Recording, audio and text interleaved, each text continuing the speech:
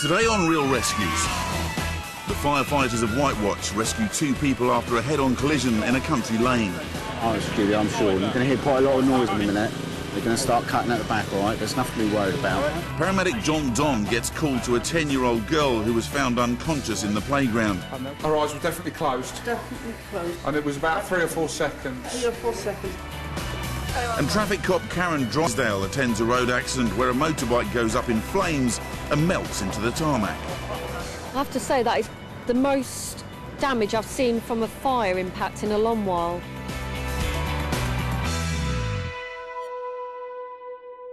Fire and Rescue, what's the address of the incident? It's 8 o'clock in the morning. The crew of Whitewatch are on a 999 call to a car accident on a country road.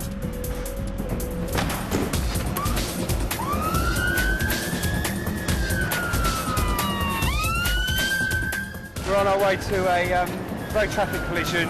2 persons have been confirmed as being trapped in the vehicle, and we're backing up another appliance. When they get there are emergency vehicles all over the place. We have to go down way, because we got the equipment carried, haven't we? It's a head-on collision on a narrow country road. Both vehicles are badly damaged. The driver of the black car has walked away, but the driver and passenger in the other car need to be cut free. The paramedics need to investigate their injuries. They've been put in neck collars. They're most worried about the passenger who is complaining of back pain. Basically, the only track for their injuries, just want to knock just combi tool, the roof off. Just combi tool, Dave. Because they want to keep Julia and Eric's spines very straight and still, they're going to have to cut the roof off to gain access to both of them. Sean Radcliffe from Whitewatch discusses the plan of action with local incident commander Paul Allen. Because we're going to flip this way because of the branches at the back. We're never going to go back. We better take that tail lift off then, aren't we? Yeah. Take the tail lift off first, and then cut. Use these 2 as the last cut, and then we'll flip the whole thing forward. Yeah, and then we can roll the sheet with it. Yeah. Gary, we're going to take the tail lift off, and then it's all going to come this way. They're going to use their combi tool, a kind of mechanical pliers, as well as special saws to cut through the metalwork. The cutting blade will be slicing through the car right next to the casualties. The fire crew let them know what's happening every step of the way to keep them at their ease. What's your name? Julia. Oh, it's Julia, I'm sure. You're going to hear quite a lot of noise in a minute. They're going to start cutting at the back, all right? There's nothing to be worried about.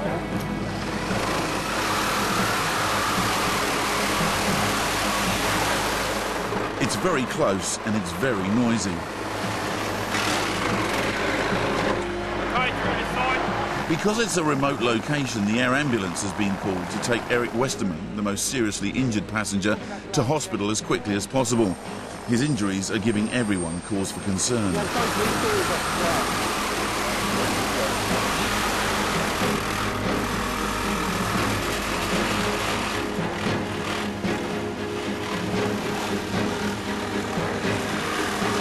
The doors are off, the front pillars are next. The firefighters, as well as both casualties, mask up to protect themselves from glass splinters. Julia and Eric are protected by a sheet as the cutting blade goes straight across the windscreen in front of them. Just watch that glass, yeah? Right, go, just middle. The cutting's done, the roof is off. Straight over on the back draft, otherwise. Although Julia's not complaining of any pain, there's a worry both of them could have sustained spinal injuries. For the fire crew and paramedics, there's still serious work to be done. We'll be back when both Julia and Eric are lifted out of the car and into the waiting ambulances.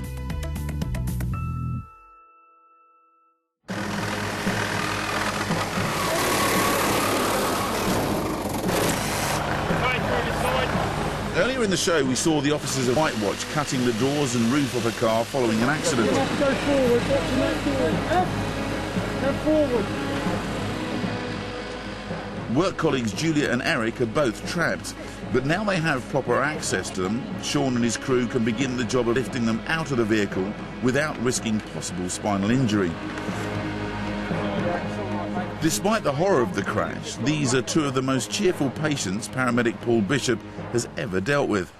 Amazingly, Julia's main concern now is getting the designer sunglasses back in one piece. Are they all right, your glasses? No. Typical woman worried about her sunglasses. Paul, who's first? Do you know how much they cost? This first. Drop them on the car. Eric appears to be the more seriously injured of the two. There are concerns that he could have spinal damage, but he responds well as the paramedics give him first aid and keep his spirits up. It was brilliant to have these paramedics actually trying to make light of the moment. There was something about them that was really kind of encouraging, and I felt comfortable with them. They're very polite, very kind, and so like few jokes just to cheer you up. Yeah, you can actually see it. Did you like this coat? They decided they had to cut my coat off.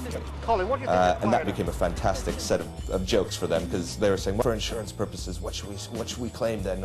You know, and they were saying, oh yes, just make sure that someone notes down that it's an Emporio Armani jacket worth thousands of pounds.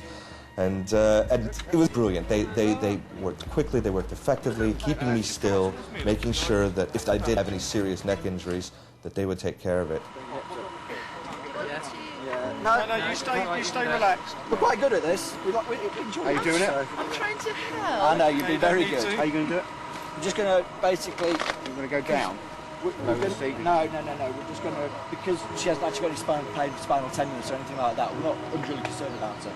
So what we're going to do is just elevate, bring the board underneath the bottom, and just slide her out at a right angle, and then move her around and down. So it's quite easy. Can I just give your bag to...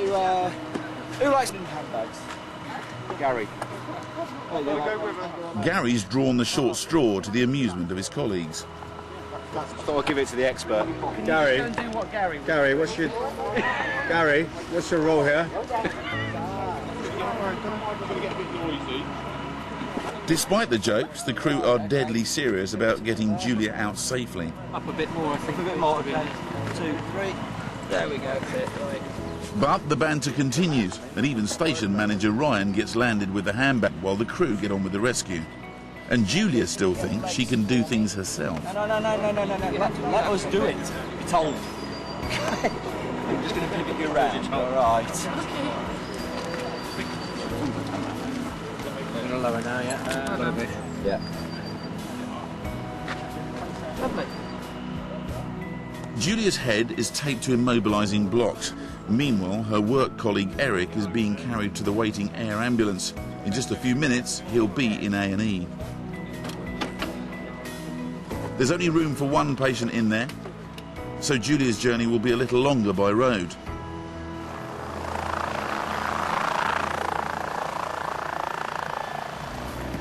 White Watch have done their bit now and pack up. The wrecked cars will be recovered, but they're both write-offs. Thankfully, Julia and Eric fared rather better. It was a miraculous escape from something that could have been really, really bad.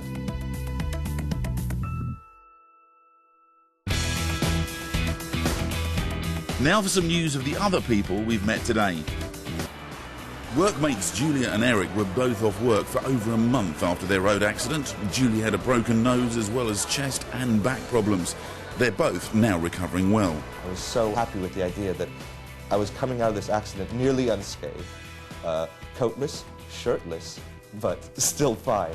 If you do get involved in a car accident, you can be pretty much sure that you're going to be safe, because the paramedics and fire brigade and police, all of them were very efficient. They came very quickly. Every single step was explained. Oh, it's just brilliant. Just brilliant. It's the end of another shift on call with the emergency services, but more calls are coming in. Join me again as we go out and about with the professionals on more Real Rescues.